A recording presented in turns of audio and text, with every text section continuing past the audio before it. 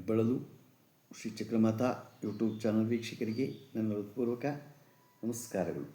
ಸುಭಾಷಿತ: ಸಾಗರದಷ್ಟು ಸಂಕಷ್ಟಗಳ ನಡುವೆಯೂ ಸುಖವಾಗಿ ಬದುಕುವಂತೆ ಮಾಡುವುದು ನಂಬಿಕೆ ಮತ್ತು ನೆಮ್ಮದಿ. ನಂಬಿಕೆ ಇರಬೇಕು. ಯಾವಾಗಲೂ ನಂಬಿಕೆ ಇದ್ದರೆ ನೆಮ್ಮದಿ ದೊರಕೋದು.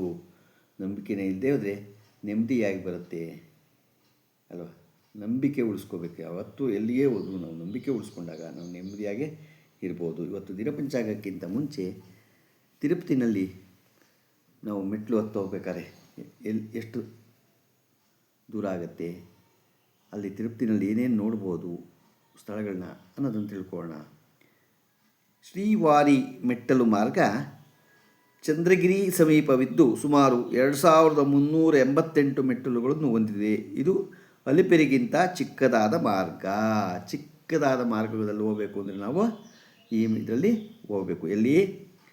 ಚಂದ್ರಗಿರಿ ಸಮೀಪವಿದ್ದು ಸುಮಾರು 2388 ಮೆಟ್ಟಿಲುಗಳು ಹೊಂದಿದೆ. ಇದು ಗೊತ್ತಾಯ್ತಾ? ಇನ್ನೊಂದು ಅಲಿಪಿರಿ ಮೆಟ್ಟಲು ಮಾರ್ಗ ಸುಮಾರು 3550 ಮೆಟ್ಟಿಲುಗಳು ಹೊಂದಿರುವ ಸಾಂಪ್ರದಾಯಿಕ ಮಾರ್ಗ. ಇದು ಸಾಂಪ್ರದಾಯಿಕ ಮಾರ್ಗ ಬೇರೆ, ಚಂದ್ರಗಿರಿ ಸಮೀಪದ ಮೇಲೆ ನೋಡಿ.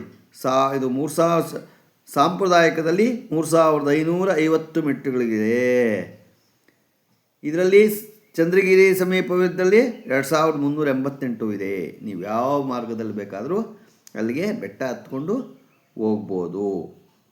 ನಂತರ ತಿರುಪತಿ ಮತ್ತು ಸುತ್ತಮುತ್ತಲಿನ ದೇವಸ್ಥಾನಗಳೇನೆಂದರೆ ಪದ್ಮಾವತಿ ಅಮ್ಮನವರ ದೇವಸ್ಥಾನ. ಇದು ತಿರುಚನೂರಿನಲ್ಲಿರುವ ದೇವಸ್ಥಾನ. ತಳಗಡೆಗೆ ಇಳಿಬೇಕು ನಾವು, ಗೊತ್ತಾಯ್ತಾ?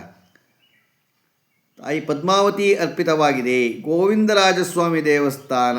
ಇದು ರೈಲ್ವೆ ನಿಲ್ದಾಣ ಹತ್ತಿರುವ ಪುರಾತನ ದೇವಸ್ಥಾನ. ರೈಲ್ವೆ ನಿಲ್ದಾಣಕ್ಕೆ ಹತ್ತಿರ ಇದೆ. ಕಪಿಲೇಶ್ವರ ಸ್ವಾಮಿ ದೇವಸ್ಥಾನ. ಅಲಿಪಿರಿ ಬೆಟ್ಟದ ಬುಡದಲ್ಲಿರುವ ಸುಂದರವಾದ ಶಿವನ ದೇವಸ್ಥಾನ ಮತ್ತು ಜಲಪಾತ. ಇದು ಭಾಳ ಚೆನ್ನಾಗಿರುತ್ತೆ.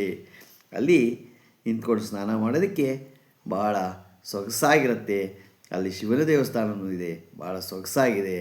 ನೋಡಿಕೊಂಡು ಬರಬೇಕು, ಗೊತ್ತಾಯ್ತಾ? ನಾವು ಯಾವಾಗಲೂ ಬೆಟ್ಟಕ್ಕೆ ಹೋದರೆ ಅಲಿಪಿರಿ ಬೆಟ್ಟದ ಇದನ್ನು ನೋಡಿಕೊಂಡ್ರೆ ಭಾಳ ಚೆನ್ನಾಗಿರುತ್ತೆ. ಕಲ್ಯಾಣಾದ್ಭುತ ಗಾತ್ರಾಯ ಕಾಮಿತಾರ್ಥಪ್ರದಾಯಿನೇ ಶ್ರೀಮದ್ವೆಂಕಟನಾಥಾಯ ಶ್ರೀನಿವಾಸಾಯ ಮಂಗಳಂ. ನಾವು ಯಾವಾಗಲೂ ಬೆಟ್ಟದ ಮೇಲೆ ಹತ್ತಿದಾಗ ಒಂದು ಮಾರ್ಗಗಳು ನೋಡಿಕೊಂಡು ಯಾವ್ಯಾವ ಟೈಮಿಗೆ ಇರುತ್ತೆ, ಟಿಕೆಟ್ ಕೊಟ್ಟಿರ್ತಾರೆ. ಆ ಟಿಕೆಟ್ನಲ್ಲಿ ಆ ಟೈಮಿಗೆ ಸುಮ್ಮನೆ ಹೋಗಿ ನಿಂತ್ಕೊಂಬಿಟ್ರಾಗಲ್ಲ.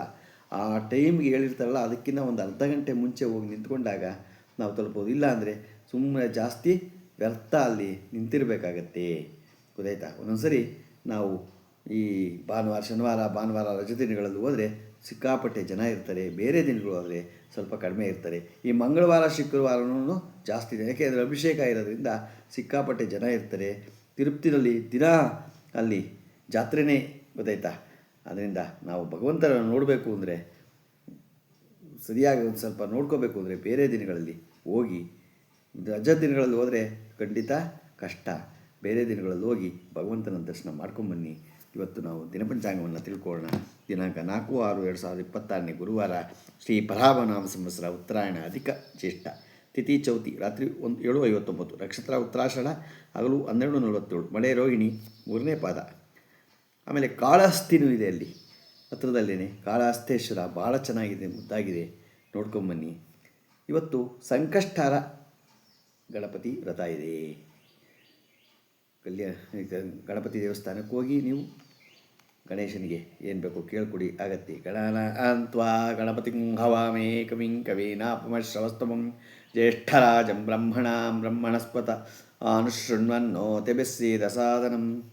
ರಾಹುಕಾಲ 1:58 3:34, ಗುಳಿಕ ಕಾಲ 9:10 10:46, ಯಮಗಂಟ ಕಾಲ 5:57 7:34. 26 ಹುಟ್ಟುಹಬ್ಬ ಆಚರಣೆ ಮಾಡ್ಕೊತಿದ್ರು. ಮದುವೆಯಾದ ದಂಪತಿಗಳು ವಾರ್ಷಿಕೋತ್ಸವ ಆಚರಣೆ ಮಾಡ್ಕೊತಿರೋರಿಗೆ ನಮ್ಮ ಹೆಬ್ಬಳಲು ಶ್ರೀ ಚಕ್ರಮಾತಾ ಯೂಟ್ಯೂಬ್ ಚಾನಲ್ ಕಡೆಯಿಂದ ಶುಭ ಕಾಮನೆಗಳನ್ನು ತಿಳಿಸ್ತೀವಿ. ದೇವರು ಅವರಿಗೆ ಆಯಸ್ಸು, ಆರೋಗ್ಯ, ಐಶ್ವರ್ಯ ಎಲ್ಲ ಕೊಟ್ಟು ಕಾಪಾಡಲಿ ಅಂತ ಕೇಳ್ಕೊತೀನಿ. ನಮ್ಮ ಹೆಬ್ಬಳಲು ಶ್ರೀ ಚಕ್ರಮಾತಾ ಯೂಟ್ಯೂಬ್ ಚಾನಲ್ ಯಾರು ಸಬ್ಸ್ಕ್ರೈಬ್ ಆಗಿರೋ ದಯಮಾಡಿ ಸಬ್ಸ್ಕ್ರೈಬ್ ಆಗಿ ಲೈಕ್ ಕೊಡಿ.